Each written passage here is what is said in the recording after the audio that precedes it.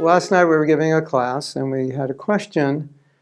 And a devotee was saying after, she was born in the movement, but after many years, maybe at the age of 30, she started becoming more in touch with her problems. And she said she never really knew she had these problems.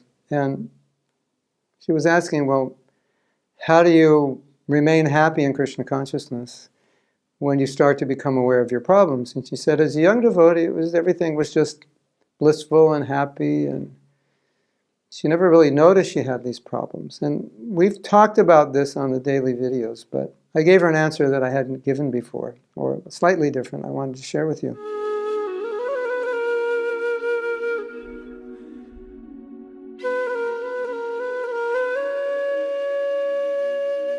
Sometimes you go to a doctor and you say, I'm tired, I'm weak, and the doctor checks everything. And he can't find anything wrong. He said, you're fine, there's nothing wrong with you. Which would mean either it's a psychosomatic disease or it's something that an allopathic doctor cannot find. Based on their paradigm, they're looking for certain things. And he in all his tests, he doesn't see there's any anemia or there's any virus or any malfunction of the organs. And so it's frustrating because you leave the doctor's office and you're not any better. All he says is there's nothing wrong, when you know there's something wrong. So then you start looking around. You go to a naturopathic doctor, you go to an Ayurvedic doctor, you go to Chinese medicine. You go to the doctor who gets, the demigods telling him what's wrong, whatever. You find the doctor and the doctor says, what is wrong is you have a weak this, and the weak that is affecting your kidney, and because your kidney is affected, your digestion is affected, and you're not absorbing everything you eat, and as a result, you're weak. And although it's not good news to hear all these things wrong with you, it is good news because finally somebody found out what was wrong, and then you can cure it. So you come back from the doctor and you're very happy. You tell your friends, I'm so happy. Why are you so happy? Because the doctor found out what was wrong with me. No doctor found that out before. So it's similar. When you understand what's wrong with you, you should be happy. I've discovered something. Now I can improve myself. So that's one point. So we should be happy when we discover a problem. The other point, which is very important, is that Krishna consciousness is transcendental. So no matter what's going on inside of you or outside of you, the process is transcendental.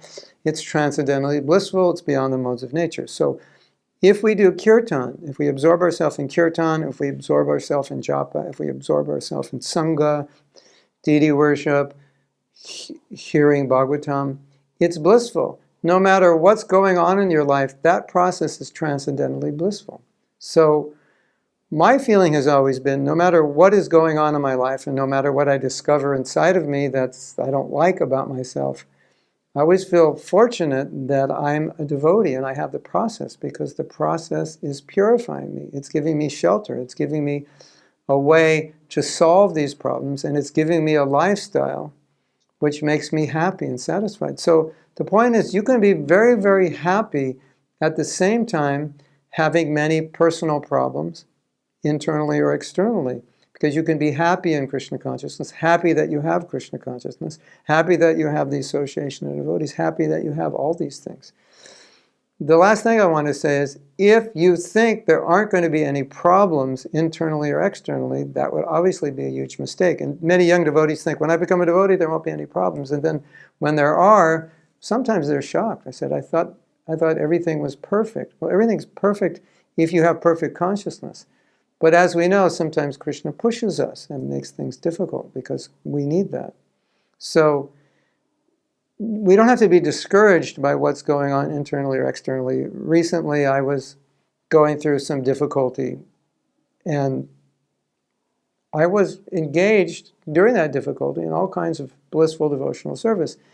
And if you saw me and you asked me, how are things going? I'd say everything's ecstatic. But if you actually knew what was going on, it wasn't ecstatic, personally. But I wasn't really bothered by that, because my life, hearing, chanting, preaching, dancing in kirtan, that's my life. These other things are just what you have to deal with. So if you discover some anarthas, or if you're going through some difficulties, it doesn't have to discourage you or depress you or look at me, I'm so bad. I'm so messed up. Well, everybody's messed up to one degree or another. That's why we're in the material world. But Krishna consciousness is blissful, and we can be happy in Krishna consciousness, and we should be happy in Krishna consciousness, no matter what happens. And Prabhupada wanted us to be happy, and Prabhupada knew we are not pure, and we have many anarthas to deal with. But he never said, you're going to be unhappy because of your anarthas. He always said, you're going to be happy chanting Hare Krishna. So that's the point. It's not that the anarthas make us unhappy. It's just a reality we have to deal with. And Krishna consciousness makes us happy. Hare Krishna.